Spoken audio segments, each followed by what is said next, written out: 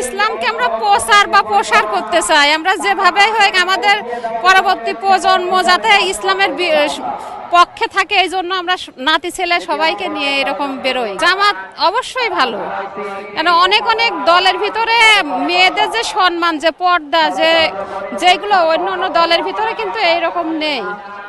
আমাদের জামাত ইসলামী আমরা কিন্তু আগে এরকম ছিলাম না, তারাই আমাদেরকে শিখিয়েছে যে কিভাবে মেয়েদের সম্মান, কিভাবে চলতে হবে। আমরা কিন্তু জেল খেটেছি 2 মাস 10 দিন।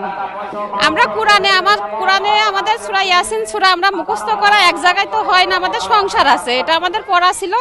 আমরা এই পড়াটা দিতে গিয়েছিলাম, এজন্য আমাদের 26 জনকে ধরেছিল করোনার ভিতরে। হাসিনা সরকার তখন ছিল, আমরা 2 মাস 10 দিন আমরা জেল খেটেছি। তারপরেও আমাদের সম্মান কমেনি, কিন্তু জেলখানায় আমাদের অনেক সম্মান বৃদ্ধি হয়েছে, কমেনি।